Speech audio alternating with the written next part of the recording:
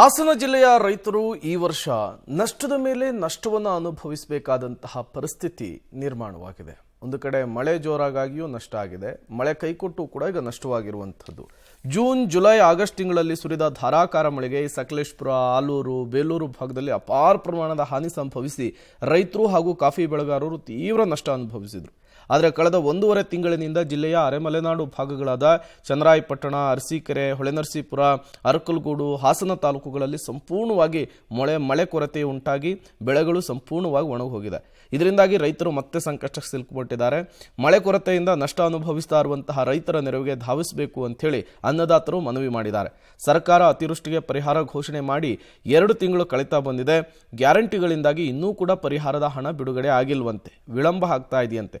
ಕೂಡಲೇ ಪರಿಹಾರದ ಹಣವನ್ನು ಬಿಡುಗಡೆ ಮಾಡುವಂತೆ ಮಾಜಿ ಸಚಿವ ಎಚ್.ಡಿ. ರೇವಣ್ಣ ಅವರು ಒತ್ತಾಯಿಸಿದ್ದಾರೆ.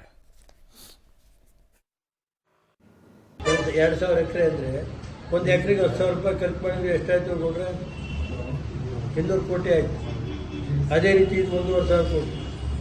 ರೈತರು ಬೆಳೆ ಹಾಕಿರೋ ಖರ್ಚು ತಗೊಂಡು ಹೋದ್ರೆ ಒಂದು 3,000 ಕೋಟಿ 4,000 ಕೋಟಿ ನಷ್ಟ ಆಯ್ತು. ಇವತ್ತು ಬೇಡ, ಒಂದು ಅರ್ಧನಾರು ಕೊಡಿ. ಏನು ರಾಜ್ಯ ಸರ್ಕಾರದಿಂದ ಕೊಡಿ. ಹಿಂದೆಗಳು ಸರ್ಕಾರಗಳು ಹಿಂದೆ ಕೊಟ್ಟಿಲ್ವಾ?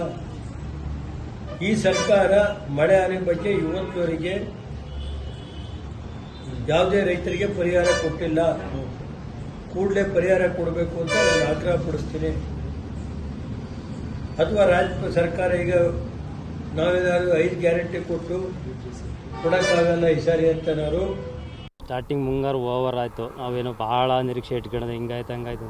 ಕೃಷಿಗೆ ಖರ್ಚು ಮಾಡಿಲ್ಲ. ಗೊಬ್ಬರ ಅಂತೂ ಹೈಯೆಸ್ಟ್, ಈ ಸಲ ಹೈಯೆಸ್ಟ್ ಗೊಬ್ಬರ 1,400, 1,700 ಹೈಯೆಸ್ಟು ಅಂತ ಗೊಬ್ಬರ ಎಲ್ಲ ತಂದು ಎಲ್ಲ ಮಾಡಿವೆ, ಏನು ಪ್ರಯೋಜನ ಇಲ್ಲ. ಎಲ್ಲ ಬಂದು ಹೊಡೆಯೋ ಟೈಮಿಗೆ ಫುಲ್ ಆಯಿತು. ಕಡಿಮೆ ಅಂದರೆ ಕನಿಷ್ಠ ಮಳೆ ಹೋದೆ ಹೆಚ್ಚು ಕಮ್ಮಿ 60 ದಿವಸ ಮೇಲೆ ಆಯಿತು. 1.5 ತಿಂಗಳು 2 ತಿಂಗಳು ಹತ್ತತನ ಬಂತು, ಮಳೆ ಆಗಿಲ್ಲ. ಇವಾಗ ಮುಂಗಾರು ಸ್ವಲ್ಪ ಚೆನ್ನಾಗಾಯಿತು.